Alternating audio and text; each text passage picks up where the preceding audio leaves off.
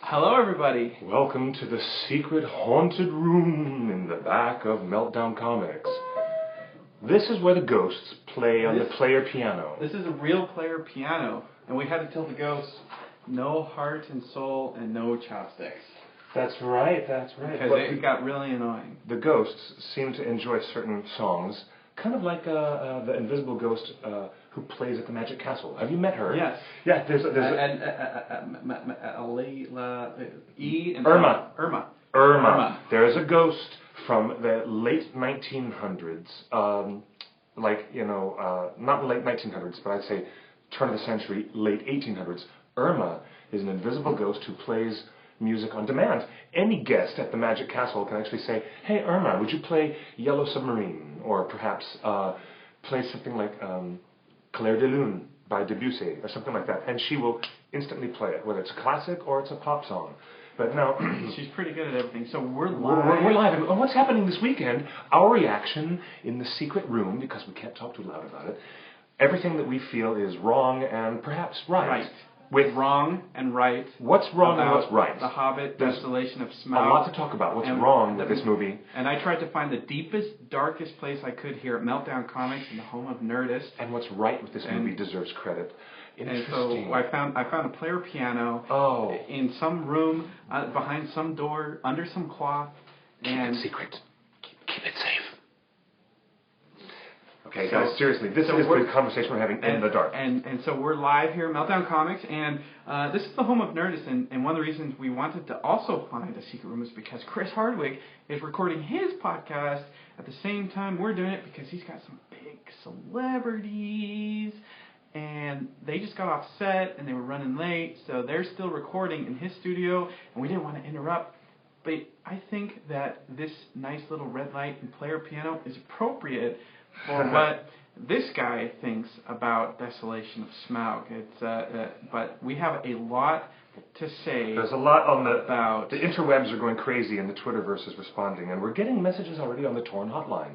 What is the Torn Hotline? Let's tell our guests what it is. 530-64-FRODO. 530-64-FRODO. Thank you, Heather. We're going to have a great show, and we're starting the show with you joining us right now in this chat. And you can Skype us at TheOneRing net is our Skype name. True that. TheOneRing net. It'll come up as Barnum and Butterbur. TheOneRing net. Again, you can text us 530-64-FRODO. We're going to open up the lines later. Actually, you can call and text us as much as you want, but we probably won't answer until halfway through the show. But if you're just joining us now, we record this live every Tuesday at 5 p.m. here at theonering.net/live. Yes. And then we post it to YouTube afterwards. So if you want to join the live discussion, you want to join us on Tuesdays. So we saw Desolation a week early. We saw Desolation a second time. And then we saw Desolation again. In different formats each time. Midnight on opening night with the fans at the world-famous Chinese theater. We saw it in IMAX HFR 3D. But HFR doesn't seem to be an issue this year with the film. I watched it and didn't even find myself bothered with the HFR at all. No, it wasn't as noticeable. It wasn't as noticeable. In fact, I think HFR actually, not only does it work better in this movie, but I think it works great when you have high action scenes. But one of the problems with the HFR is that everything that is fake looks fake. The CG is more pronounced. The fake feet, every time they went to a wide shot and they showed Bilbo's feet walking, it looked more prosthetic than the regular one. So we've seen it in both 24 frames and 48 frames, both in 3D, so we can give pretty good comparisons. I started noticing the dwarf hands. And the dwarf hands. I did not notice. Especially when he tries to especially when Dwalin and Dory are sent by Thorin to go look for hinges or creases of the secret door when they're waiting outside the mountainside. And I'm like, Dwalin's hands look rubbery and bouncy and prosthetic. For some reason. I didn't even notice that. And now I noticed it. Tolkien S just texted us, decided to hear what you all thought of the movie. I loved it. 5 out of 5 stars, 10 out of 10 stars. I think it's my second favorite Middle-earth film behind the Two Towers, which is, I can watch Two Towers any day of the week, twice on Sundays, and I'm going to be seeing this multiple times in the theater. Okay. Mr. Grumpy Pants has all of a sudden become a mega movie fan for The Desolation of Smaug. The first one is terrible. I myself... Oh, you mean An Unexpected Journey? Yeah.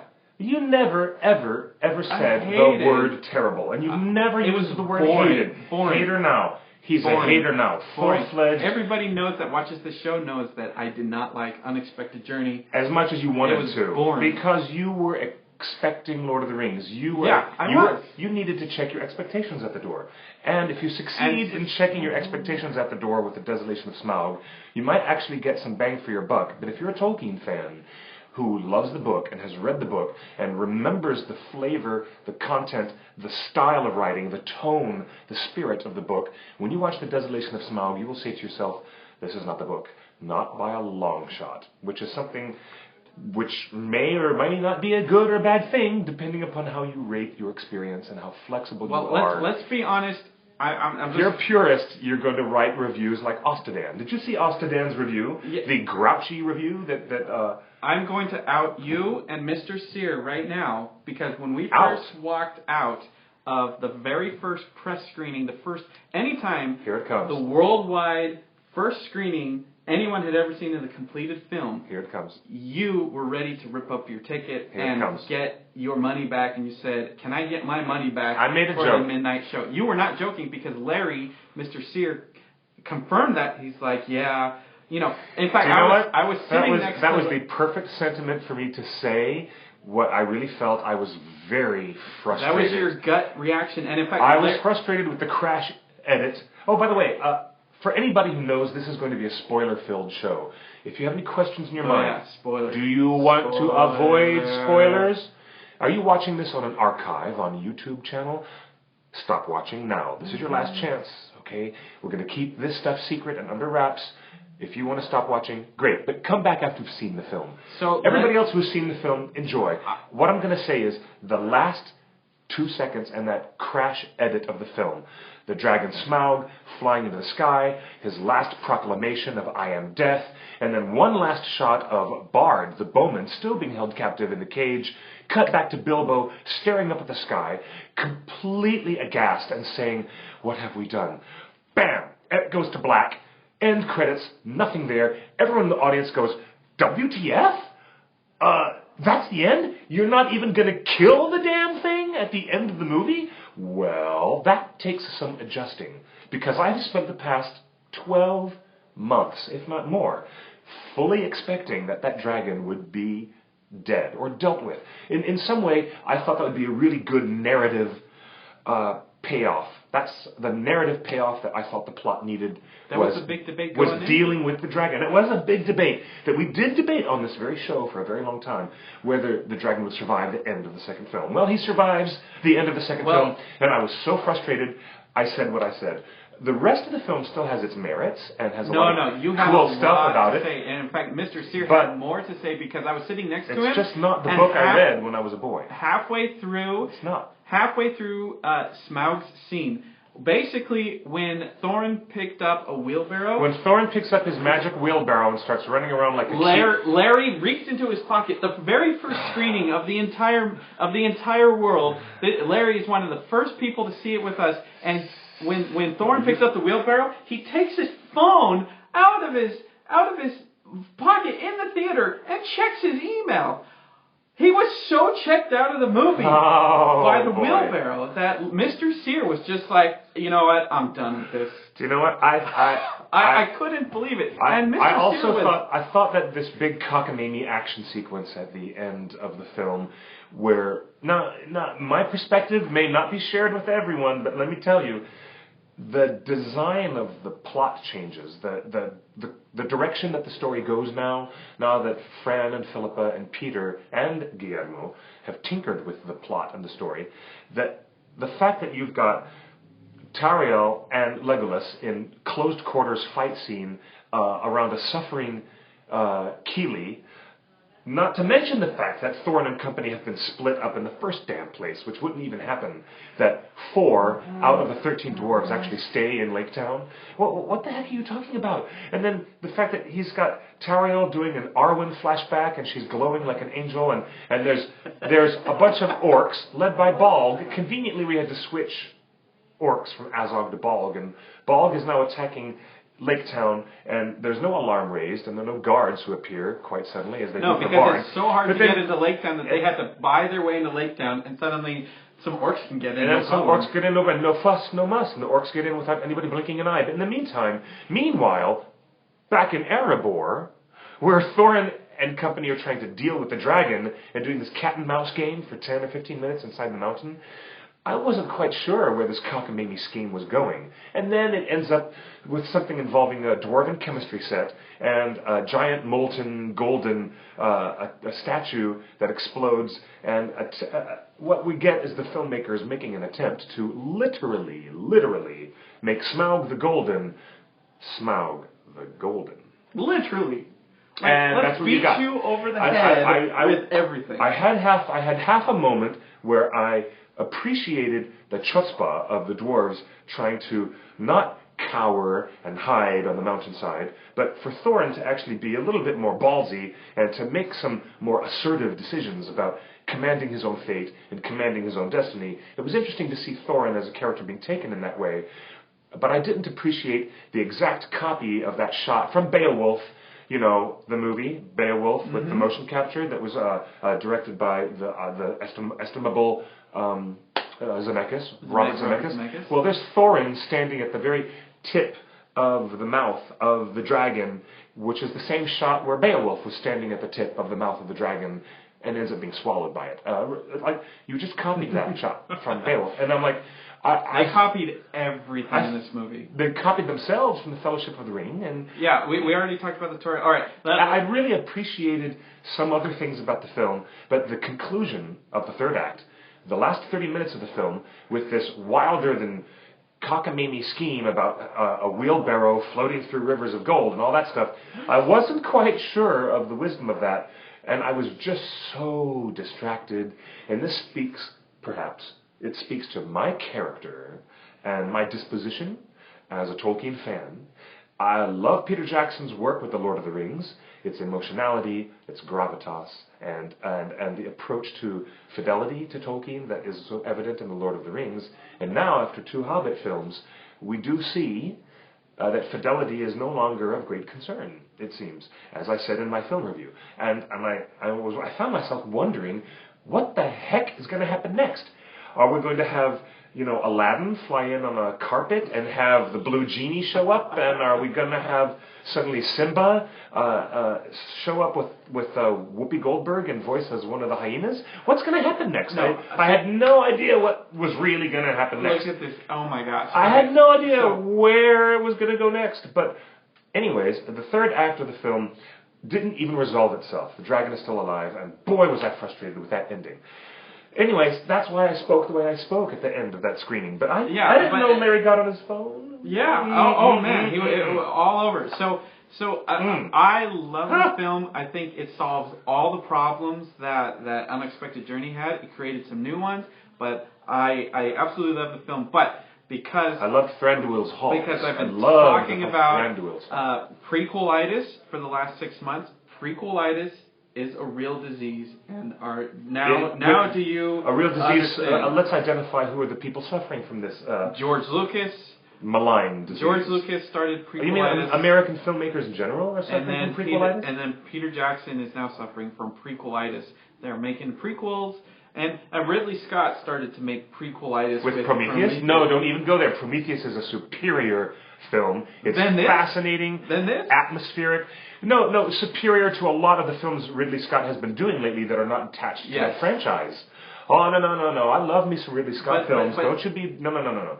But Prometheus does not exemplify prequelitis. But it was still a prequel. But prequelitis is a definite filmmaker's disease.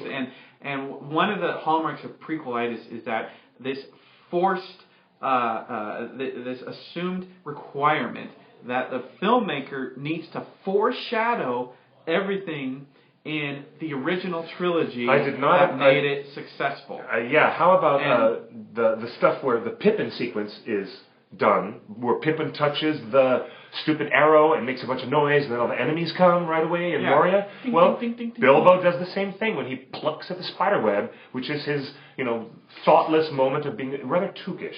Maybe, I'm trying to say half of my mind could give Peter Jackson credit, that he's trying to mirror unnecessarily the tookishness of the character. Okay, but that was all right. What it ends up being is a copy of a bit from the film that we already know and love. Like when Tauriel ends up healing Kiri with the same music and the same glowing. And the glowing around her, just like, and I'm like, that just seemed to be an unnecessary moment. And calling Kingspoil a weed. Bard has the same dialogue that Sam has and says, yeah, we feed it to pigs. It's a weed. That weed? And then Boffer goes, pigs? And then we get a ham joke. I love that. That's consistent. That's good. Peter Jackson. That's a good bit. See, the ham joke with Boffer is that in the first Unexpected Journey, Boffer takes off with the ham, and you can see with a whole ham shank on the side of his pony. Shank. And so there's this ongoing thing with Boffer and ham. Well, Peter Jackson doubles down on the ham joke and actually puts Boffer excited about seeing a pig and looking for a pig. Pig, yes, he doubled down on. And another thing Peter Jackson doubled down on, which I don't agree with, but there's reasons, and we'll get into that in a little bit. But everybody, the most hated thing about Unexpected Journey was the gross, ugly, bad CG, terrible CG bad guy. Like he just wasn't scary. You mean Balg? Azog. Azog. Boffer, Azog, a bunch of flat vowels. It's not Nevada, it's Nevada. Yeah, Nevada. Thank you. So what does Peter Jackson do? And we know that Azog was definitely the orc chasing the company through the rapids, because if you look at the trailer, if you look at all of the trailers for Desolation of Smaug, it's Azog, jumping up on the cliff, chasing the thing. You can see it. You can see like Thorin take the axe out of Azog's hand. Because the white orc is flying through the air. I mean, it's just a quick clip of a shot, or maybe it's Bomber or something. Anyway, we know for sure Azog. And so what does Peter Jackson do? He says he looks at all the fan reaction over the last year. He says, "Man, people don't like Azog. You know what? And they're right. Azog doesn't look good. Like we messed up. So." You know what? Let's just send him back home to Daddy, and let's send the other one. So we have the same exact motion capture. They did not do new motion capture. Did it look any better? Lawrence what's his name? Lawrence Macaore. That was supposed to play. Well, he does play Bog. But the motion capture... Balg is not played by Lawrence Macaore. Balg is played by Manu Bennett. No. Conan Stevens was the original Balg. Oh, Conan Stevens, but now in the Desolation of Smaug, Manu Bennett is doing Balg. Lawrence does. Manu Bennett is still Azog. Lawrence Macaore...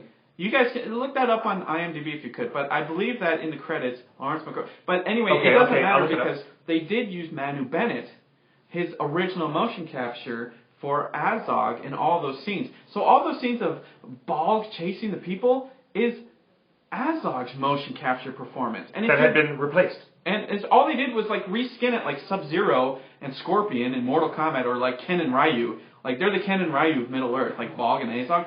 Two CG players.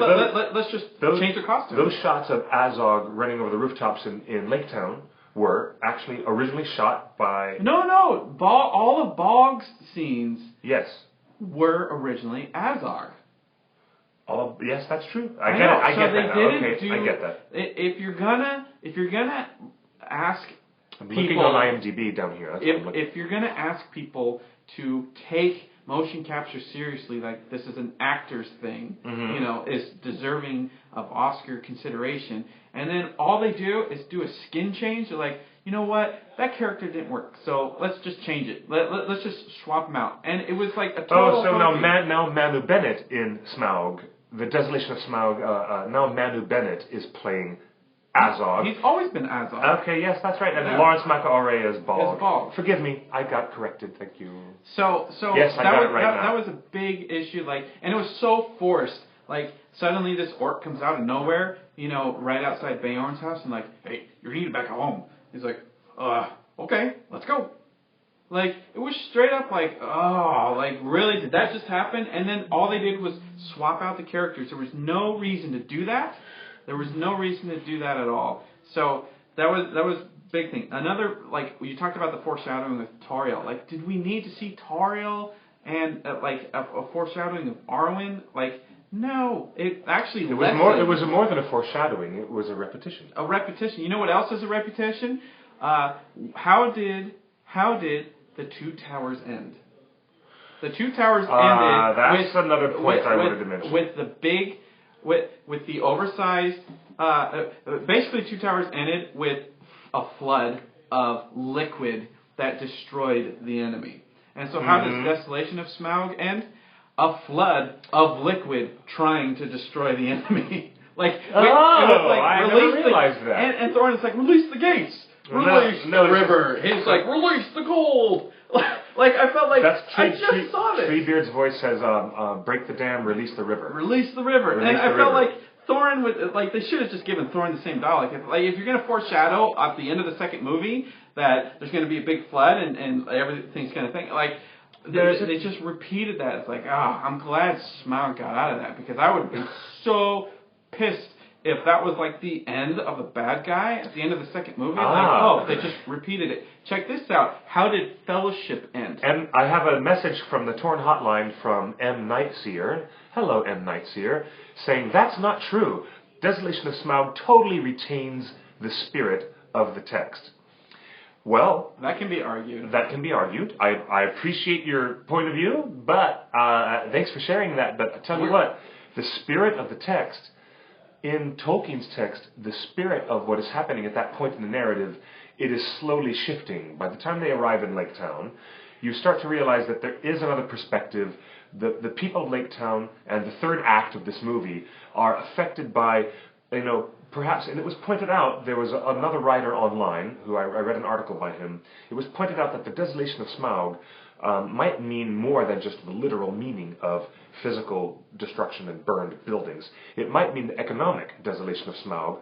When he destroyed Dale, the flourishing city of Dale, which survived on trade and exchange with Erebor, and when one and both were destroyed, the surrounding ripple effect and the economic effect to the region was palpable, and it became a more functional look at how there was no more gold flowing down the river, like the prophecy in the song says.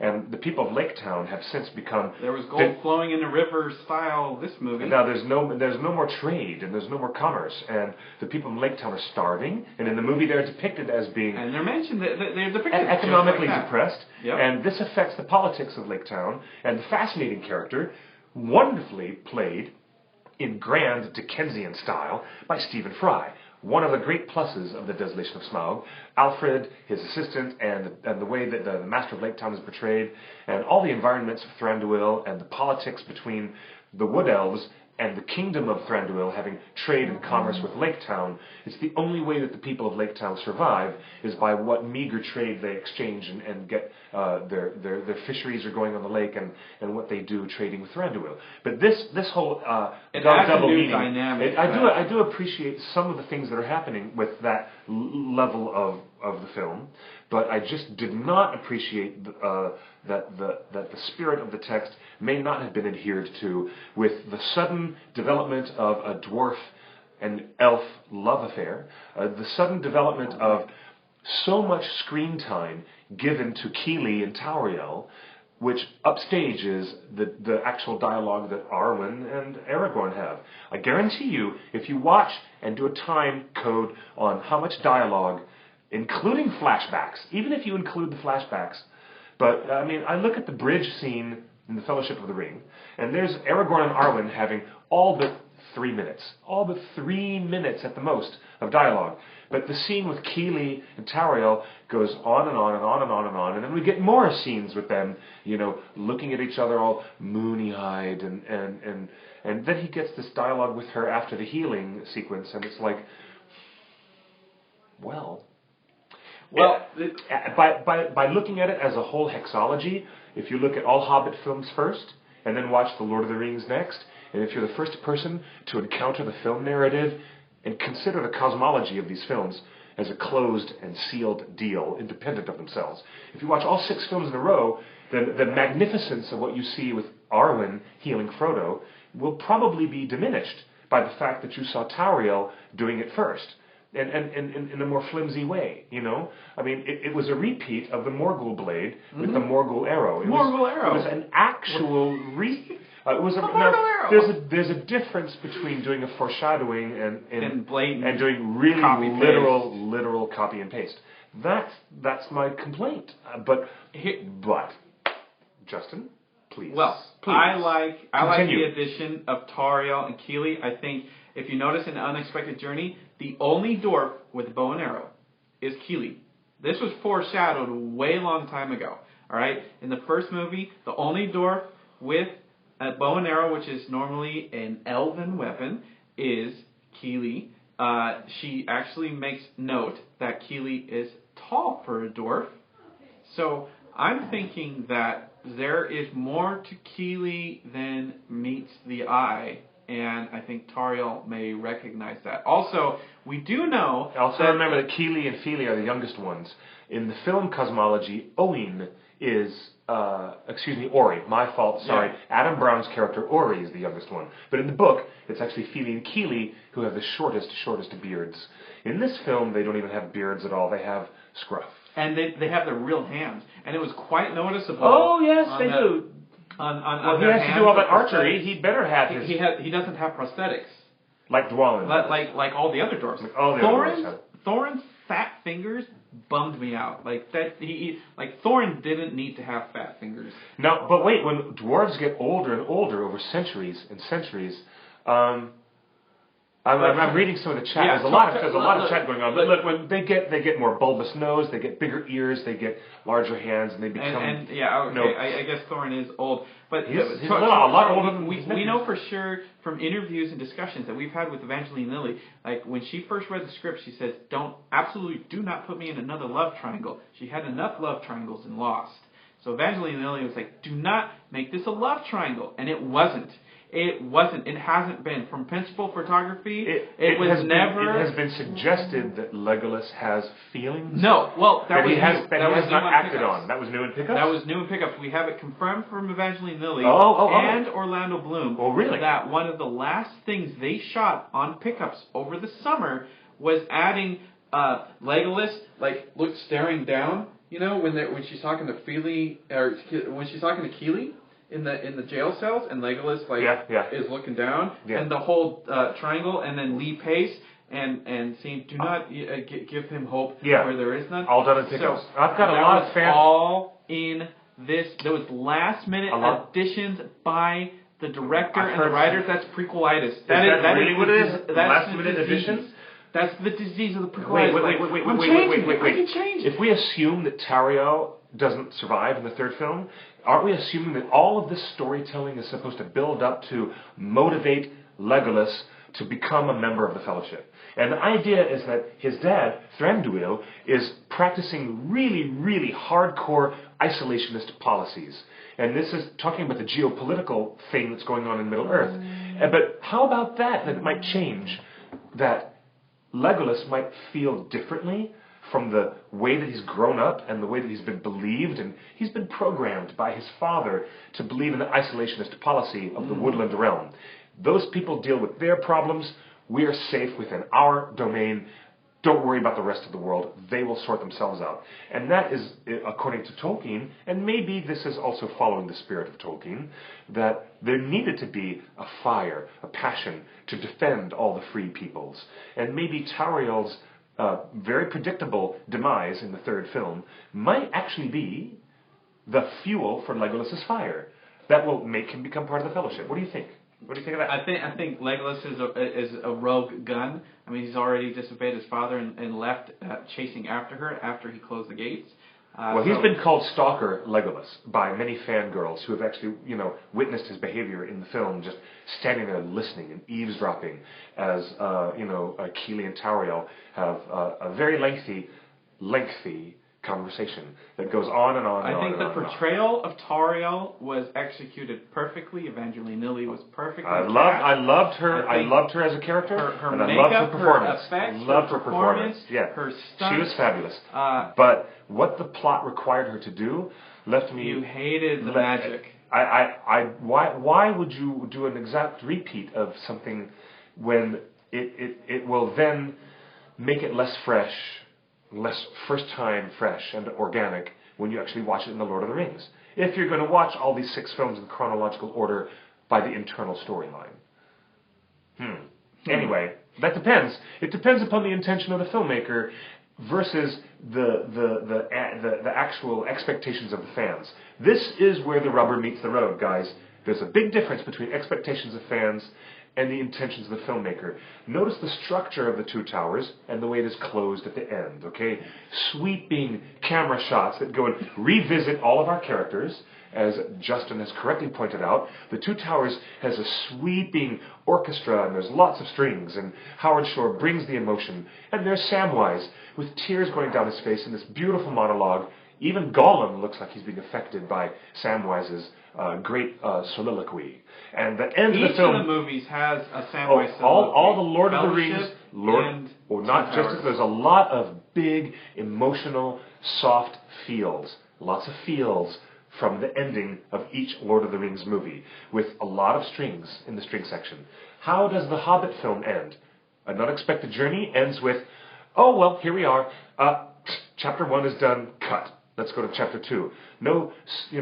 Actually, the ending with the eagles and the getting the eagles and saving Thorin, that was like sweeping and angelic, and you heard a lot of angelic voices in the choir, in the score. Thank you, Howard Shore. But the abrupt ending of Desolation of Smaug, the way that it feels like an action picture, built up, and then a sudden, abrupt cut to black. And Peter Jackson... That's really fundamentally different than the storytelling style of the 2 Towers and The Return of the King. And Peter Jackson says he's making a different movie. He did the crash cut because making a different film. He said, Peter Jackson went on the record and said, he spoke about this? It's not often you get the opportunity to do a guaranteed cliffhanger ending, and I've always wanted to do a cliffhanger ending. Boy, did he. And so Peter Jackson said... A cliffhanger that will delight many people, but it will frustrate other people. Well, here's why we can tear that excuse down right now, okay? He has done Fellowship, 2 Towers, and Unexpected Journey. He's had 3 opportunities previously with guaranteed sequels to have cliffhanger endings, and he never did it before because it didn't serve the story. And now he's had... Fellowship does not end with a cliffhanger. Neither does the 2 Towers. But he filmed all 3. He had 3 previous opportunities. So when he tells you, when he goes to the press and says, it's not often I get an opportunity to do a cliffhanger ending, it's like, dude, you've had the most opportunities to have cliffhanger endings than anybody. But then his storytelling approach is different now that the 2 Hobbit films were expanded to 3. This is the reason why he said that. When he made the editorial decision, let's talk about Beorn, okay? That really remarkable character, Beorn, was really backhanded by the fan population when we saw that sneak peek of it on the back of the calendar. Yeah. And Beorn, which ended up being a wonderful character, great. We don't see enough of him. Way too brief. Makeup was great. But Beorn appears in the film, and when it was a 2-film structure, Beorn was going to be the storyteller in flashback, telling that bit about the Battle of Azanul Bazaar, right outside the door, the east gate of Moria.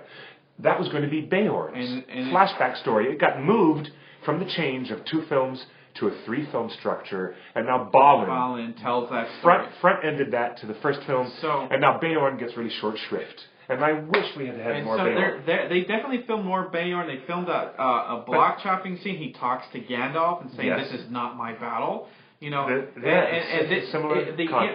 important dialogue that Beorn was supposed to provide is that it was supposed to set up the entire politics of Middle-earth, that everybody is choosing sides. And that would explain why Smaug says, you have something golden. something powerful. And Smaug already knows about Oakenshield. There's something about you. There's something about you that's different.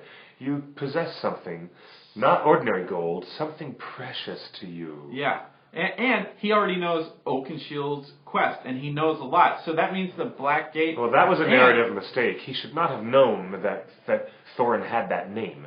Well, no. It makes perfect sense if you include the original dialogue that Beorn was supposed to have, saying, this is not my fight. I'm not choosing my side. The Pale Orc has already come to me. And this explains why in An Unexpected Journey in the extended edition, there is that whole dialogue of the Goblin King saying, call the White Orc, tell him we've got his captors. Like the White Orc is working on behalf of Sauron. The Pale Orc. The Pale Orc. And he's amassing the armies. He's going to the orcs, and he's going to the dragon, and he's going to Beorn. And they're going to all the creatures of Middle-earth saying, stand with me as we take back and take it away from men. And so Beorn's value in his dialogue was not only to give you the backstory battle as the Bulbasaur, but was to tell you that, you know what, these guys are coming to everybody, and I choose not to fight on the bad side, but... so I'm going to help you guys. So this would set up why Smaug already kind of knows the whole story of what's going on. He doesn't have a Palantir. Smaug doesn't have a Palantir. He's already been hit up by the evil. But Smaug has been getting his news from somewhere, and it just seems really, really strange because through most of An Unexpected Journey, we are led to believe that Smaug has been forgotten and inactive for evil has been forgotten a long time. And the closing down on Beorn. And therefore ignored. Beorn, I think he looked great. He was fantastic. I want to see more. I did want to see more. But the other thing that annoyed me is that, especially on the second viewing, listening, there's a ton of dialogue that was replaced. And you can actually hear the vocal change when they recorded new dialogue and old dialogue in between sentences. Like, they actually had him re-record some dialogue, I'm sure because of all the change. But basically, Beorn shows up just to pour some milk. That's really all he's there for. From about 7 feet above the table. Like, Beorn shows up, and his transformation was terrible. I wanted to go on the record and say, remember, Peter Jackson is the king of effects and makeup and changes, and one of the most spectacular visual effects in the history of cinema was when King Theoden gets cured of his evil disease, and he slowly fades into his old, young self, and you're just like, you can watch that 100 times and say, how did he do that? That transformation is amazing. And what happens in Desolation? We have an actual shapeshifter, and Peter Jackson cheeps out, and does a classic Warner Brothers Bugs Bunny cartoon thing of like silhouette in the moonlight. It's like, show me him like struggling to come out of his bear form. Like, I wanted to see a better transition. You wanted to see an American Werewolf in London type I wanted of to see transformation. Peter Jackson be Peter Jackson, not be a prequelitis. That was a Peter Jackson moment that he rejected. He refused to go all Peter Jackson. And Peter Jackson is known for good makeup, prosthetics, and effects. I wish I did feel shortchanged because the stuff from Beorn should have been more, because it was so good what we got, it should have been more. But then again, is that not appropriately following the first axiom in show business, is to always leave them wanting more? Again, I would think that the change of story structure from 2 Hobbit films to 3 Hobbit films probably sealed that deal, put that Battle of Azanul Bazaar into the front of An Unexpected Journey with Balin getting what dialogue. What don't you get, Marples? And then the idea that there's a sudden cliffhanger is the reason why Peter said what he said in the press, because he all of a sudden did have an extra ending that could be different from the original planned ending. It was going to be, beginning of Hobbit 1 was going to be full of orchestra and feels, lots of good gooey feels. And then he would do the second film, and it would also end with connecting threads to Lord of the Rings with lots of grace notes, I hope. But now he's got a 3-film structure, and he got to do Desolation of Smaug differently. And that is one of the hardest things for us fans to get our head around, is that Peter is not interested in doing fan service anymore. I think he's more interested in having fun, building a big movie and a big adventure tale, and I think he's just trying to take it as far as he feels he can go. And that's prequelitis at its core. It's like, this is my story, my movie, and I'm going to do it the way I want. The first time, I gave you what the fans wanted, and everybody had a good time, but now I'm going to do what I want. There are many commenters in the chat room saying, he looked like a warg, he didn't look like a bear. Absolutely he looked like a warg. That was terrible design. He doesn't move like a bear, he doesn't look like a bear. Like, anybody that has Discovery Channel knows what a bear looks like. When I watched it the second time, I thought, he looks very ursine. He looks completely ursine, except for this large ridgeback that he has. It's like a ridgeback bear is what Beorn reminds me of. The whole movie is not fan service. Okay, so someone brings up Thranduil was burned by some point. That was classic Peter Jackson. That was fascinating.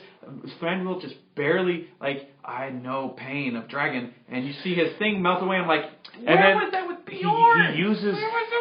He uses some kind of glamour or some kind of artifice of magic, which is within the domain of all the people of fairy, in classic fairy stories, all the way back to, Aesop's fables and early folklore, and of course legends that are recycled in Shakespeare and in Tolkien. In all of those stories, elves and the fair folk and those creatures from beyond the veil of fairy, they do have an ability to change and enhance their appearance to mortal men or to other races. And Thranduil, surprisingly, seems to have the ability to hide the grotesque, misshapen scars that he has from some previous encounter with a dragon. Thranduil? Fascinating. That was a fascinating bit. And this is where we're going to talk about the stuff that I did love and really thought was great about Desolation of Smaug. The forest was classic. Mirkwood was great. Perfect. Mirkwood was great. Beorn was great. Too short. Mirkwood was also too short. Yes. The spiders were great and exciting. And Did you know I literally spilled a drink on myself? I literally jumped when that spider came up onto Bilbo and knocked him backward, and my drink went...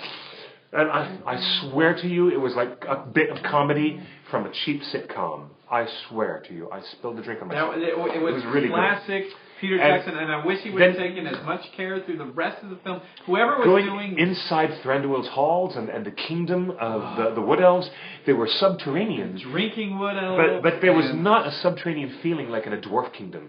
Big difference in cultural architecture and design and the elements of artistry. That environment with the forest river running right underneath those big causeways that they would walk across, and his elegant and these slow camera pans over his rings and all his elegant jewelry and his stars in his eyes and this affectation that Thranduil has when he's presented as the grand and one of the things that ultra gorgeous Thranduil. That was so cool. We've confirmed for some reason that was in the extended edition. Great stuff. There's a longer dialogue scene with him and Thorin, and when you first see Thranduil and he's sitting there and you see all those close-ups, and then when the dwarves are presented, Thranduil stands up, and his big red silk thing drapes over his throne, and he just says, why are you here? Why are you in my territory? But there's this amazing scene where he just, and I think there's pictures that you've seen,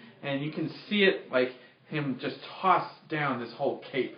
So there's more Thranduil in the extended edition, and I can't There better be. wait. And I'll tell you what, there better be more Beorn and more Wood Elves, and especially Thranduil. And I like what Lee Pace did with the character as much as I like what Mikkel Persbrandt did with Beorn. And I really enjoyed Stephen Fry as well with that character. I love that Martin stuff. Freeman's that was good. shining moment as Bilbo. I don't think we're going to get any more Bilbo out of Martin Freeman better than what he does in Mirkwood. Loved it. Oh, or when he releases the dwarves and he's like, right, okay. So I think everything about the forest. Everything about the forest is great. However, there's a bit of deviation where Peter Jackson shows the corrupting influence of the ring very, very quickly. And it looks like well, you loved it as a film goer. Oh, so good. But as Ostadan points out in his grouchy review on TheOneRing.net, which you must look at. Look for Ostadan grouchy review on TheOneRing.net. You must read it.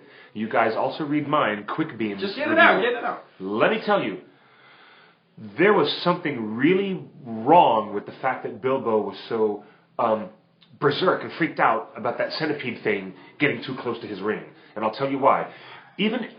Because hobbits are supposed to be resistant to the ring, naturally. He's not resistant. It's He turns into a fang. We're talking about world building. We're talking about coherence and constant, what we would call constant continuity within this world building. Even Elrond, in the Fellowship of the Ring, says to Gandalf and says, Frodo shows extreme resilience to the ring and seems to be avoiding its corruption, and all of a sudden Bilbo, after a few days, has turned cray-cray about the ring and goes berserk in fighting with it. It looks amazing. I did like what Martin Freeman delivered, that moment where Martin looks directly at the camera and says, mine. You haven't aged a day. But then all of a sudden, it does definitely the use of the ring becomes so corrupting, so quick, because it's supposed to be in this film story paralleled with the reawakening of the power in Dol Guldur, which we're about to get to next. Dol Guldur, coincidentally, is also in Mirkwood. It's also in Mirkwood. So again, I agree with you, Justin. Radagast is in Mirkwood. Everything in the forest is excellent, and that includes Radagast is excellent, Dol Guldur is excellent, and I'll tell you why. Even though it's not consistent with Tolkien, it's still pretty cool. And then also, the Wood Elves are super, super excellent, and the escape from the barrels out of Bond sequence, so excellent. So excellent. The highlight. Bomber. So awesome. Bomber. So I love Robo Bomber. Bomber's specialty action bit that he gets tries to make up for the fact that he has no dialogue. Yeah, that was really fun. Keep doing it was really stuff fun. like that. But let's get to Dol Guldur, and let's talk about the fact that we know, as Tolkien fans, we know that there is not supposed to be any direct confrontation of a Maiar against a Maiar, which is what Gandalf versus Sauron, and the way it's depicted in the film is so delicious and so visual and very, very satisfying, but it's not true to the cosmology of Tolkien, the way that it's supposed to be. Gandalf's purpose and the actual motive of the Istari, the five wizards, is to not ever stand in direct confrontation with Sauron, the enemy. Instead, they were sent by the Valar to be spirits of enduring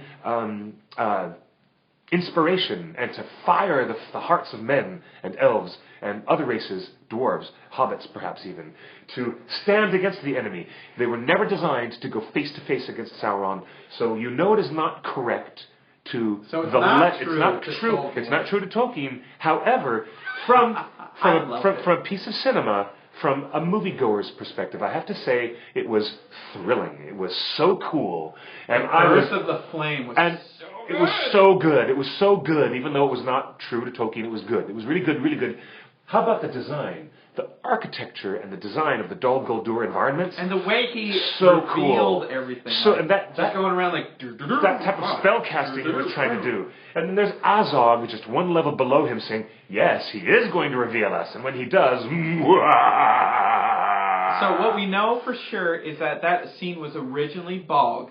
So we know for sure that I thought that was so cool. Bog and Gandalf have added. And that's why all the press shots, all the early photos, you see Gandalf with spike holes in his head or damage right here because he's been hit by Bog's club.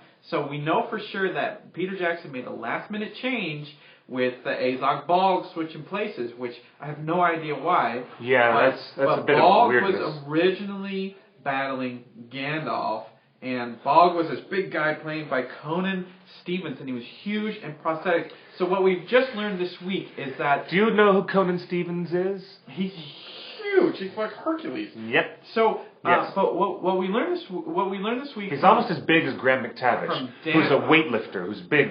But yeah, Conan Stevens used to be a professional wrestler and fighter. He's a big guy. Visual effects supervisor Dan Hanna and Peter Jackson have gone on the record this week, and we've just learned that they actually did shoot everything with Conan Stevens in full Bog thing, and you can see that you can actually get toys. They're collectibles now of Bog, and he has like this big club and everything like that. But when they watched the movie in the edit, when they watched the movie on a big screen in a dark theater, the prosthetics fell apart in HFR.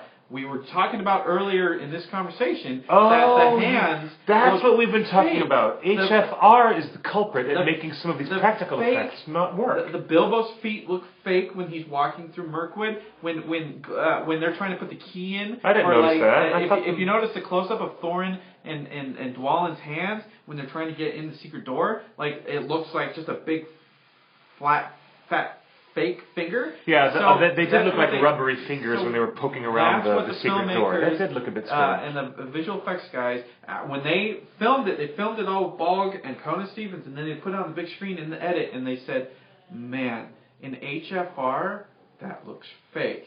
And that's something interesting. So that's how that changed. That's why they had to change Bog's completely appearance, which was a complete surprise to everybody. That was a big... I mean, we kind of know a lot about the movie. We didn't know that. Did you know that? I didn't know that. They were replacing Bog with a CG Bog. Like, that was a big, huge, like... Where did that come from? We usually were we didn't on know the that. pulse of everything. We didn't know that. That did hit us as a surprise. We know that was because of HFR. They had to replace that. The other thing that was cut from the theatrical version is that if you remember when the DVD first came out back in April or May or something like that, there was a live streaming event. And Peter Jackson gave us a sneak preview. And in that sneak preview, there was an extended scene of Radagast and Gandalf searching the caverns of the Nine. Mm-hmm. And there is a ton of dialogue of Radagast explaining what could have happened, and they search more tombs, and like, this is one of the Nine, this is two of the Nine, what is going on here? Like, there was much more to that scene, and that scene basically set up the whole mythology. Sets up the whole mythology, which is sorely lacking from all of the Hobbit movies. There's very little mythology. You mean when they go to the high fells above Rhudaur, which is correctly pronunciated by Kate Blanchett in the first film, thank you very much. So when we see this scene of Radagast and Gandalf briefly inspecting the tombs... Why am I here?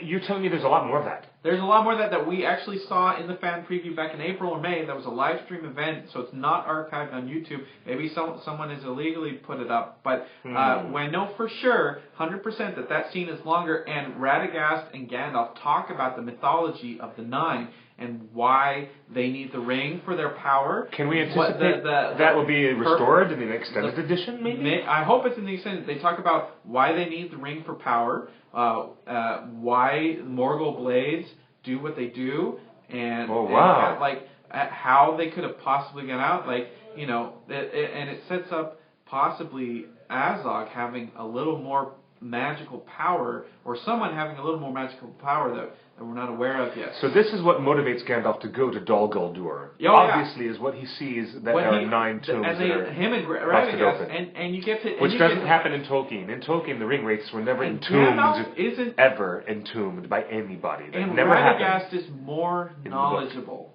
More knowledgeable. I missed Radagast. I really wanted to see more Radagast. That's what they're missing from this movie. Gandalf is presented as all-wise and all-knowing, but it's actually Radagast. And Gandalf the Grey... Remember in Fellowship, he has to go research the ring, and he has to go research the Balrog. Yes, he does. Remember, he's like, I don't know anything about this, I have to go do my homework. So Gandalf is constantly doing homework. Radagast is the one that's knee-deep in the middle of Dol Guldur, and he knows the history.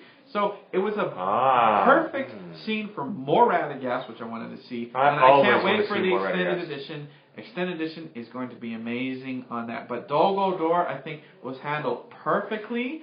And I love the birth of Sauron. The visualization of Sauron and having his standing shape, that recognizable shape of Sauron from the Fellowship of the Ring, and to see him in the pupil of the eye, and to go into it, so super cool. Super cool. But... And we know for sure in There and Back Again, the opening scene of them... Don't spoil that. Don't spoil that. By the way, there's a lot to be said. It's all in the interviews. There's a lot to be said that Galadriel gets a full title card credit, and Kate Blanchett does not even show up except for a brief voiceover. That's a contractual thing. One word. Wait, one sentence. She had one sentence, maybe a sentence and a half, and then there's a quick, brief glimpse of her looking around her shoulder, and she's speaking telepathically, like she does with her elven ring and the elven ring that Gandalf has, she is speaking telepathically with him. However, when you put that into the internal logic of the film, it makes no sense for Gandalf to say to Sylvester McCoy, go get Galadriel, go send word to her, go tell her that we've got business to take care of and the enemy is awake. Why wouldn't he just use the elven ring he has and he's surrounded by evil. Telepathically communicate with her? They can't communicate inside there. Why? Really? So there's it's what, protected. Radio interference? No, at Dol Guldur? Radagast and Gandalf talk about this. Like this is protected by some evil. So he knows that he's going in alone. Don't come after me. Like it's undoubtedly a trap. Yeah, but they know that they can't telepathically come out there. We know for sure that all existing wizards, except the blue wizards, fight in Dol Guldur. We do know that the Battle of Dol Guldur was discussed in the media at San Diego Comic-Con 2 years ago, and Philippa Boyens complimented Cate Blanchett for her wonderful work. And there's a spell of concealment. That was it. Yeah, the spell of concealment. People have been complaining in the chat that Gandalf used way too much magic in the Desolation of Smaug, especially when Tolkien says the Istari are forbidden from showing open force against the enemy. But that's that was so good because Gandalf shows a ton of force in Fellowship. Thanks, guys. Thank you for the messages on the Torn Hotline, and thank you for joining us in the live chat. It's really fantastic to have you guys on board with our live show. But let me tell you something. I really appreciated the whole execution of the Dol Guldur sequence, although I realize it breaks away in fundamental ways from the canon and the cosmology of Middle-earth. But it is a cool sequence. But Gandalf being face-to-face with Sauron makes me beg the question, why, in this narrative, why wouldn't Sauron just go ahead and do away with him and execute him? Why is Gandalf left alive if Sauron beats him? Because that's why we needed hanging in a cage. That's why we needed Beorn's dialogue. That's why Beorn sets up the whole thing about Sauron the Evil is trying to recruit all of the beings of Middle-earth. Sauron is trying to recruit, and this would set up... Do you think Sauron might try to recruit Gandalf instead of kill him? He's trying to recruit Saruman, and it works. It does. In the Fellowship of the Ring, he recruits Saruman is completely recruited. Yeah. Yes. So, oh my God, guess what? I predict that, I don't know if this is going to happen or not, but here's my prediction, guys. This is not a rumor. It is not any news. This is just complete... conjecture. BS. This is Quick Beam. Give you a complete dose of BS. Editorial from Quickbeam. Editorial garbage. But it might be true. What if the Battle of Dol Guldur becomes the opening sequence of There and Back Again? And what if the White Council, including Galadriel, Elrond's half-elven, and maybe his sons, Aladan and Elrohir, what if Saruman the White and Radagast all show up at Dol Guldur? Mm-hmm. And if that happens, wouldn't it be interesting that after the Necromancer / Sauron is evicted and defeated at Dol Guldur, that he escapes? Wouldn't it be interesting if Saruman finds a certain Palantir? Yep. What if he finds one and takes it so discreetly under his white robes and carries it off with him without Gandalf or Galadriel noticing? That might be one of the... We don't know where all the other seeing stones are. That might be a really cool bit to seal the threads of story with all we six... We know he's going to hit you over the head with exposition. All 6 exposition at Peter Jackson exposition. A hexology, not a trilogy. But this could be an interesting bit. That could be an interesting bit. But that's what I'm saying. Sauron is trying to recruit all of the creatures. And that's why he doesn't kill Gandalf. And maybe he can't kill any of the Maiar. Great question from Shield Maidens. Thank you for joining us on the live chat. People only speak telepathically if they both have rings of power? People seem to speak telepathically, and even Bilbo seems to understand the language of the spiders when he wears the ring itself. What is interesting, Frodo never ever put the ring on at any time when he was being attacked by Shelob. So that's why Frodo, in this film logic world, Frodo never hears any dialogue from Shelob at all. But Bilbo puts on the ring, and he instantly hears the dialogue from the spiders in Mirkwood. This is fascinating to me. And it also seems to tie in the telepathy of... And the three elven rings are Narya, Nenya, and Vilya. Vilya, which is the ring that was, I think, the sapphire ring, is being worn by Elrond, half-elven. Narya, the ring of fire, was originally worn by Círdan. Círdan, the shipwright. And he is in the Grey Havens. You'll see a shot of Círdan. In the opening of the Fellowship of the Ring, there's Gil-galad and Círdan and Galadriel in the opening of Fellowship with their three elven rings. So there's Vilya, and then which Gil-galad gave to Elrond, and then Narya, the ring of fire, was given to Gandalf. Gandalf has that. And Galadriel still has the original and one and only that mythology... Nenya, the ring of adamant. And that mythology, she has that. Which was even just in the opening scene of Fellowship, is missing completely from the Hobbit trilogy so far. And that's why I feel like it was a shame that they cut out the entire Tombs of the Nine scene, where we actually get to hear the backstory of how these people... would have loved that. Because Radagast and Gandalf say, but these things were sealed. And they talk about how they were sealed. And you get this whole exposition. Maybe they ran out of time to do the visual effects of the background. They ran out of a bunch of time to do a bunch of stuff. Even the stuff where Thrain, one-eyed, desperate, out of his mind Thrain, who has been almost turned into a zombie by constant torture at the hand of Sauron.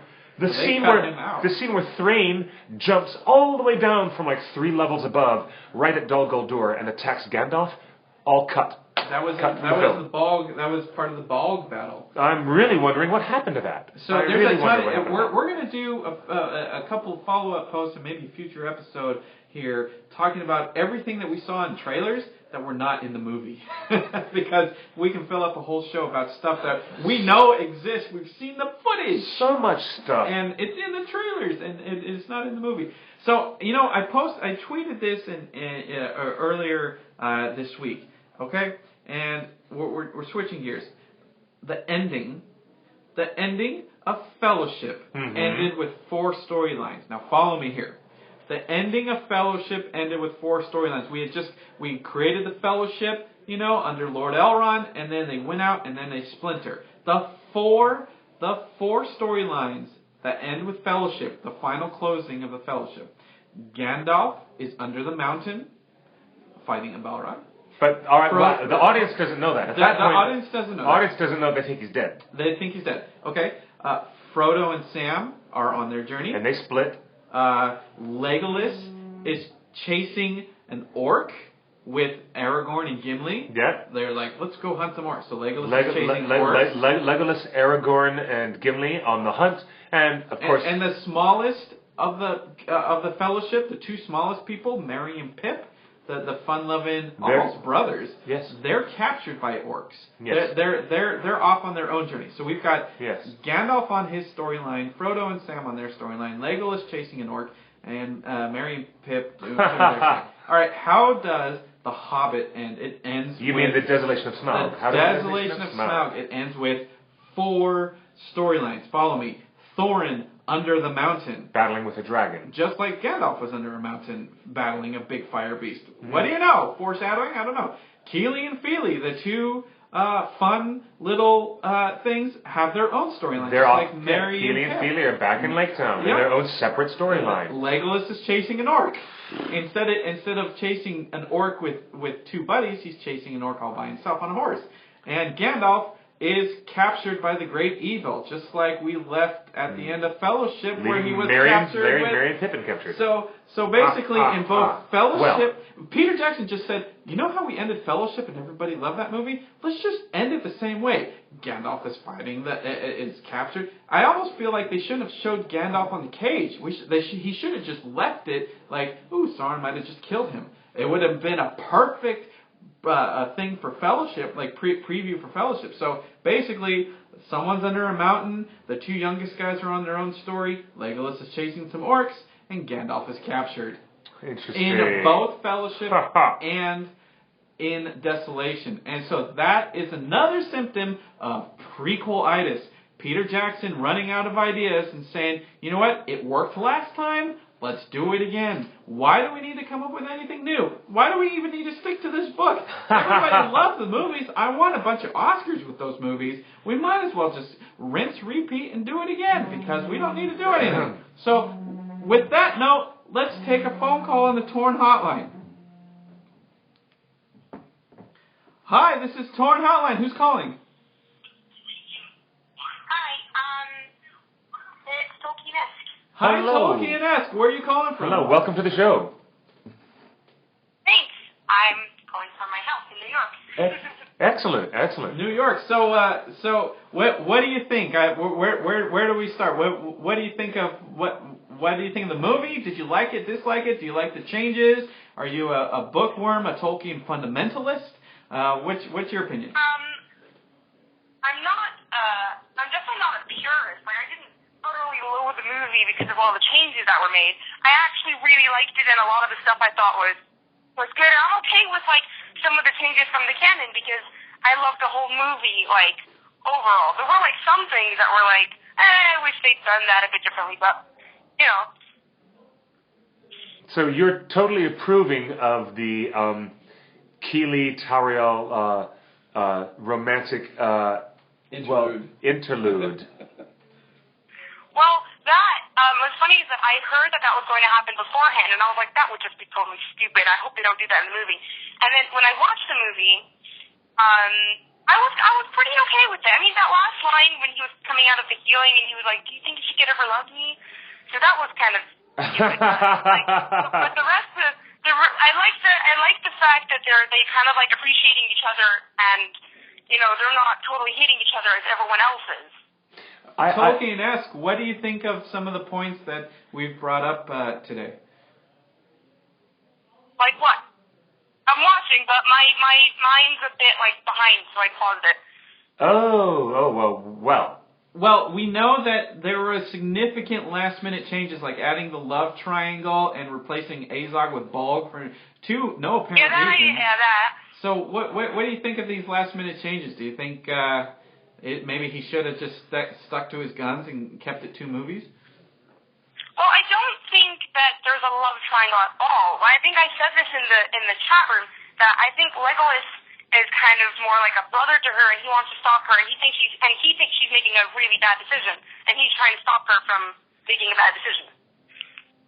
Oh, that's a good way of looking at it. That reminds me of what I wrote in my film review. I said that one of the reasons why Evangeline Lilly's new character is satisfying to me, satisfying as a character, and I love her execution of the character, but I have to roll my eyes a little bit at the fact that their predominant engagement and romance with each other does seem to upstage Aragorn and Arwen. And last I checked, in the world of Tolkien, one of the greatest love affairs between 2 different races was actually between a man and an elf, not a dwarf and an elf. But I'm just thinking that Evangeline Lilly's raison d'être, her reason for being in the movie, is because of her willingness to open up her heart and to open up her listening to somebody who's from a different walk of life.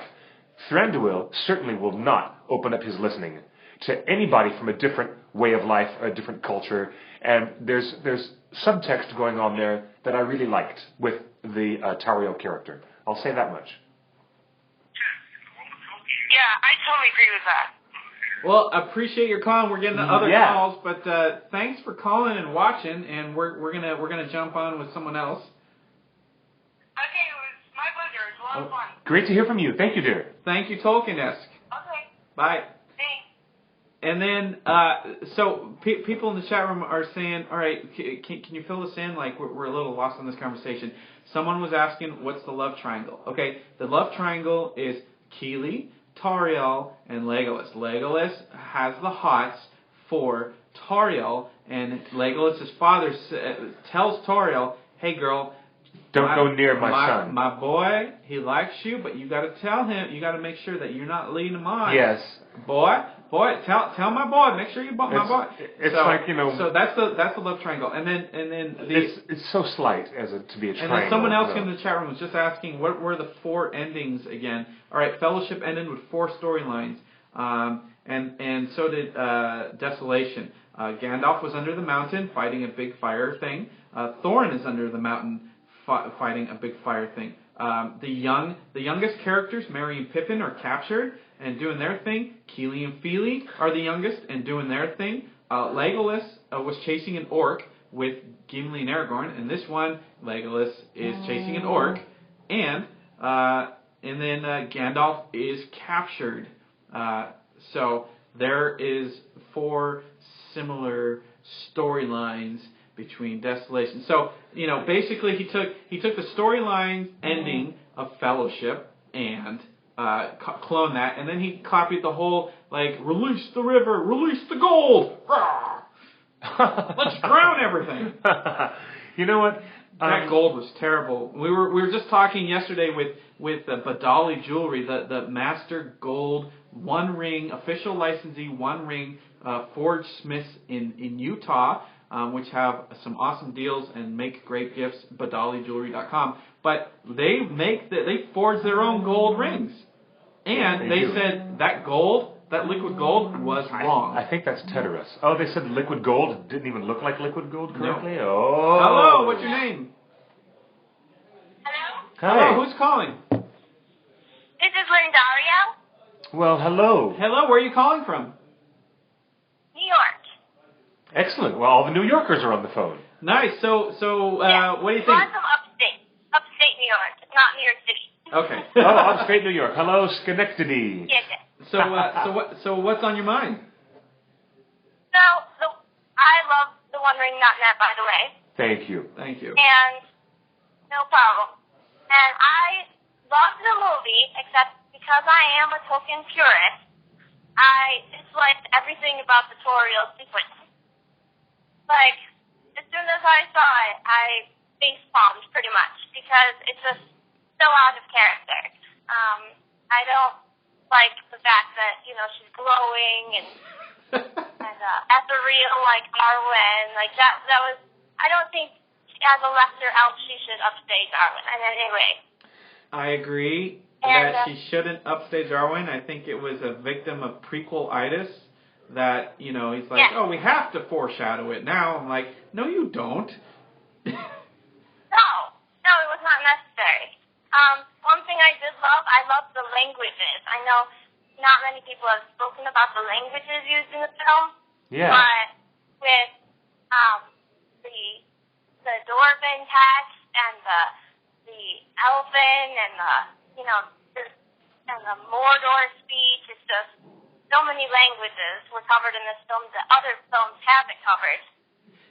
That is a really good point to bring up. And as we all know, The Lord of the Rings started as an experimentation in language development. And J.R.R. Tolkien was a linguist. Philology. And he was a philologist. Yes. And so this, if you take that into consideration, this whole new trilogy is actually, in some ways more true to Tolkien, and in other ways are just not true to the story. What's your opinion? Is it true to Tolkien and just not true to the story, or do you think it totally misses the mark of being a Tolkien thing? Well, it's a tough call, because I feel like some parts were right on with the spirit of Tolkien, like with the languages, for example. I thought that Tolkien would have loved that, He loved language. It was his primary thing for writing The Lord of the Rings was based on. He wrote the languages first, and then he just wanted to, build the story around it. So that was great for me. But on the opposite end, I felt like they left out more stuff and then added in a bunch of stuff. So that killed it for me, because my favorite part of The Hobbit is actually the feast and the tra-la-la-lally in the valley of the elves. Yes. And the merrymaking and the part where the fires, where the elves the dwarves are starving.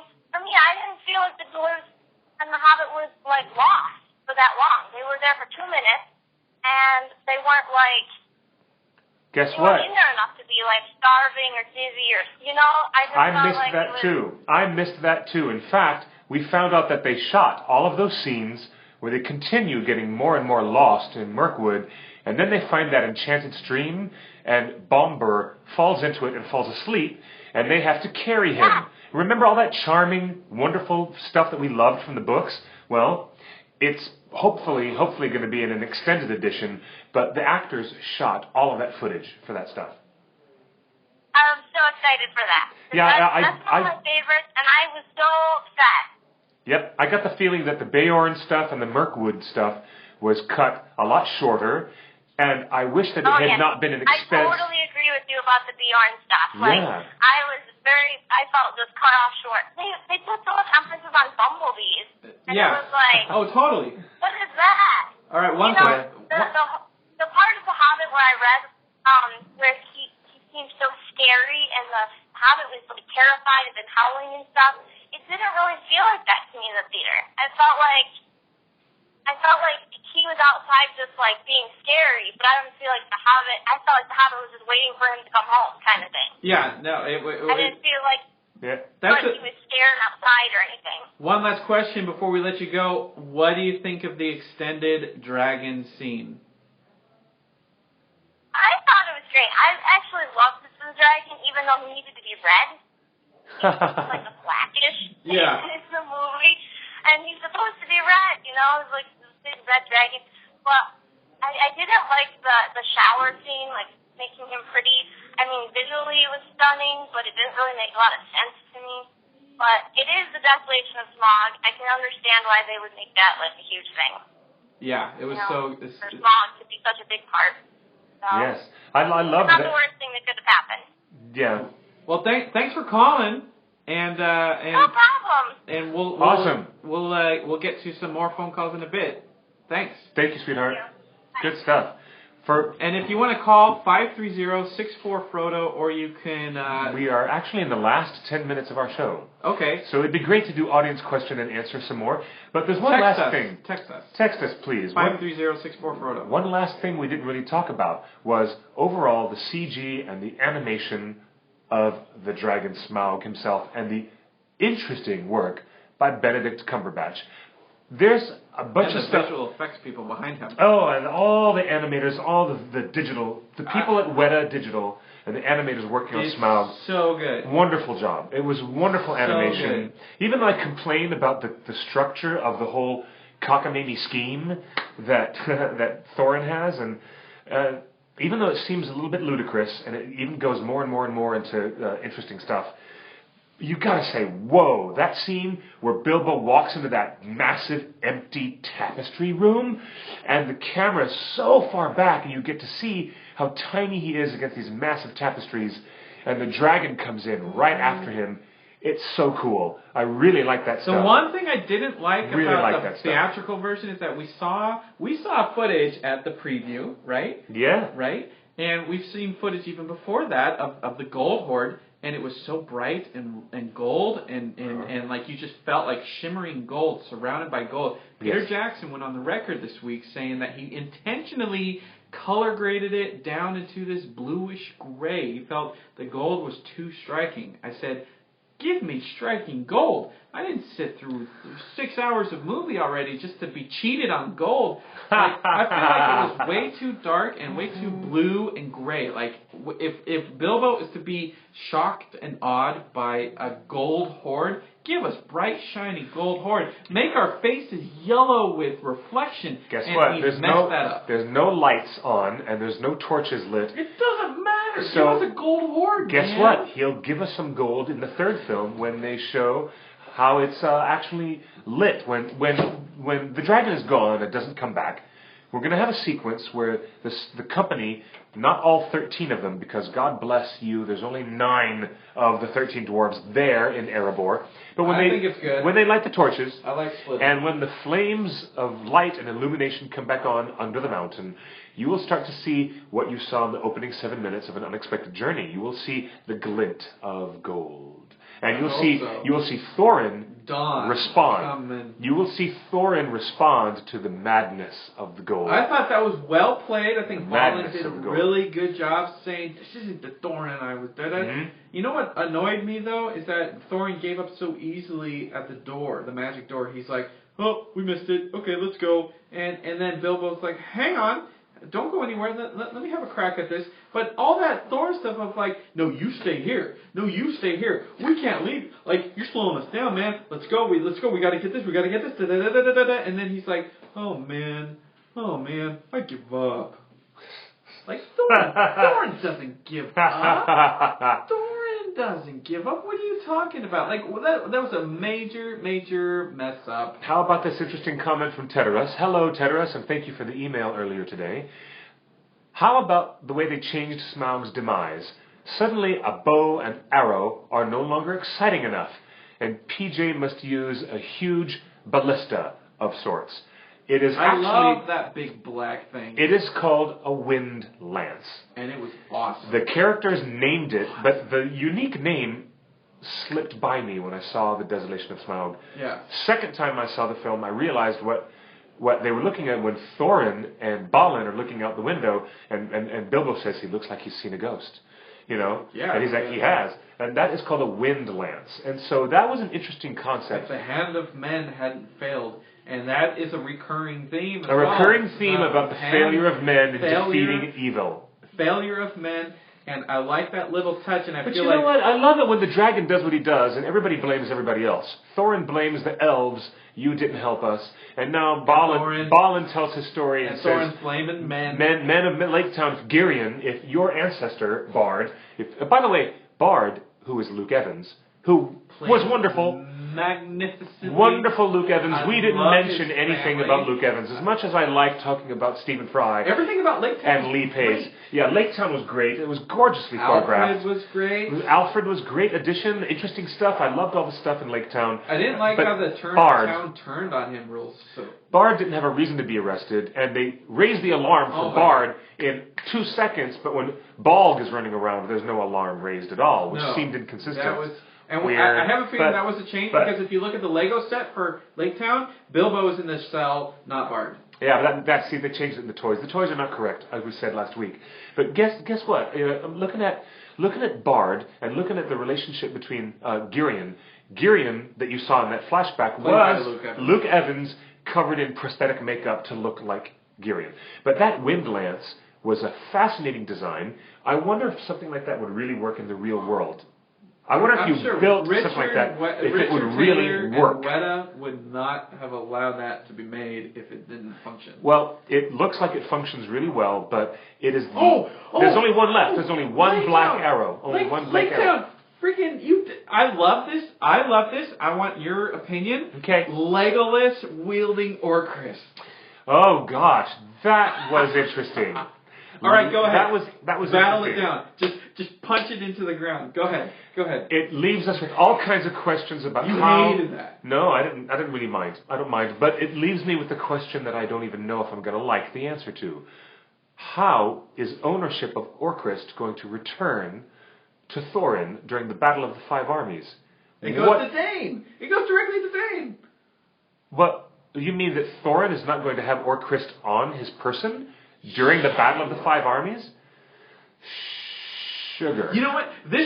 Come on. These are the departures. This is why they had to split up the unnecessary departures. I don't even know how this is going to go. No, but this is why they had to split up the companies, because Thorin needs a reason to go back, because his heir, his kin, his Feely and Keely are now in Lake Town, and they've just released the great... what does Spock call it? The terrible, the greatest calamity of our time. The greatest calamity of our age. Thorin has just released to his only kin and heir. Unleashed. The terrible calamity on Feely and Keely. So now Thorin, this gives purpose to why they have to split up the company. You have to get Thorin back to Lake Town. Really? You think they're going to get Thorin to leave Erebor and go back to Lake Town? By the time the five armies... Someone's got to go back to Lake Town. By the time the Battle of the Five Armies assemble, they're not going to assemble at Lake Town. They assemble at the foot of the mountain. Oh, you know what? Because that's where the treasure is. And they all know the gold is there unprotected. And the orcs go for all that gold. That's why Balin says, you're not the same guy. He's like, leave him. And so I bet you this is where the dwarves even split even further. Like, we got to go back for them. It's like, his name is Bilbo.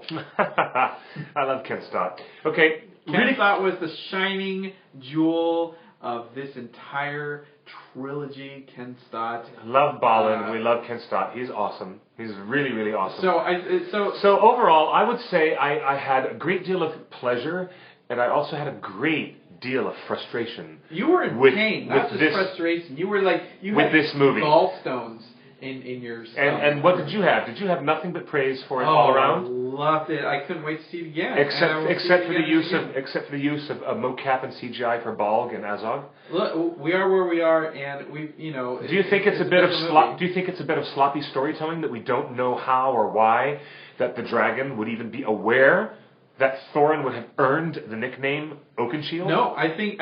How is he getting his? What is it? Dragon News Network? Is the dragon watching cable news all day? I was shocked in the extended edition of Unexpected Journey when the Goblin King, or whatever you want to call him, Great Goblin, knew about the Pale Orc and was like, "Hey, send them for their bounty. I have." Okay. So when I saw that, I'm like, "Whoa, that makes total sense now."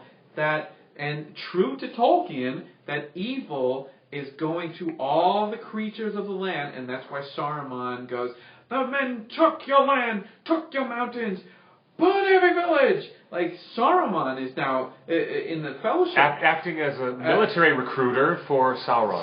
Saruman the White replaces Azog the White. Azog the Pale. The White Orc, the White Wizard, the White Orc, the White Wizard become the mouthpieces and the recruiters, and just you watch. It's all foreshadowing. It's all foreshadowing. I am looking forward. I love the changes being made, and I think it sets it up for huge success. Great job. Okay, fascinating. It is fascinating. And the most interesting thing to me is getting to talk to you guys and talk to all these fans and read their responses online. People are having a lot of very different responses to this. Thank you guys for calling in and even attempting to Skype in. Thanks for joining our show. And let's find out what happens next. One last thing I want to mention. The Hobbit Desolation of Smaug opens just about $11 million short of the opening box office weekend of An Unexpected Journey. I think this is going to have longer legs. I think people are going to see this more. There'll be better. Do you think there'll be better word of mouth on this film? I think this is the film that everybody goes as a family. Like, hey, let's go see a family film together because we're at Christmas time or whatever, and they say, oh, let's go see the dragon again. This is the dragon. You were pissed of the wheelbarrow, and you hated the second half of the dragon scene. But my first reaction was, this is not the dragon you wanted. This is the dragon you deserved. It's a dragon we all deserved, and we're getting more of the dragon. And it gives us an entire year of merchandise and marketing around a dragon. And I love the fact that they kept him alive. Yes. And I hope to see dragon mugs, pins, hats, shirts, toys, food, collectibles, keychains, everything. I want dragon everywhere. Refrigerator magnets. I want a Smaug Yourself app. I want a talking coin bank. I want a plastic little motorized arm or a tail of the dragon, so it looks like coins, lots of gold coins, and you drop your coin in the coin bank, and you hear Benedict Cumberbatch's voice when you drop a quarter in the bank. That's what I want. We're going to get it. We have a chance to get it all. Warner Brothers, don't fail us. Merchandising, marketing. I'm being sarcastic slightly. Make it happen. I want to see a full-size dragon at San Diego Comic-Con. It's going to be the year of the dragon for sure, because now that the damn thing is left alive, they should have killed it at the end of the film the sake of the narrative, having some closure. Fandom, keep the dragon alive. So now we're going to get dragon toys all year long, and we're going to... I can't wait for Comic-Con and Dragon. Do you know what? If they make a goddamn dragon coin bank, I want some of the profits. If you guys actually make one, you better write me a check, buddy, because you heard it here first. Thank you very much. So we're going to have some reviews. Thank you, licensing reviews companies. Are coming. Ringer reviews are coming. Oh yes, we have Ringer reviews. And we've got a full unboxing and 10-minute preview of the soundtrack. We do indeed. We've got a full comparison coming later this week or early next week of comparing the Hobbit soundtrack with the Two Towers soundtrack. You'd be surprised. There's just as much choral arrangements in this as there was in Lord of the Rings. but there's key differences, and maybe through the lens of history, if you see Desolation a few more times, you'll start to appreciate the choral arrangements that are in use. And Do you know what? I think there's a lot we can talk about. And the coolest new leitmotif is actually for Lake Town, which is like going to Rohan, and when you go to the Two Towers movie... and Keely's theme. The new music for Lake Town is like getting a whole new theme for Rohan, and it's a really cool theme. Yeah. And that little shot of little pugs, the little dogs walking down the planks, and those are Peter's pugs. Those are Peter's dogs. The little pugs are so cool. Lake Town is cool. Oh, and Stephen Colbert is the guy with one patch that he switches eyes. Yes. When he's a spy on Bard. He's sitting in a boat. And that was Stephen Colbert. Stephen Colbert. And then he has a line later on at the base of the stairs when he's walking at the base of the stairs. We have 15 seconds to sign off. Who else? We have 15 seconds to sign off. All right. Thank you for joining us on the show. You guys are awesome. As much as he hated it, I loved it. Hated it? I didn't hate it. I just had some ish. I had some ish. A lot of ish. I had some ish.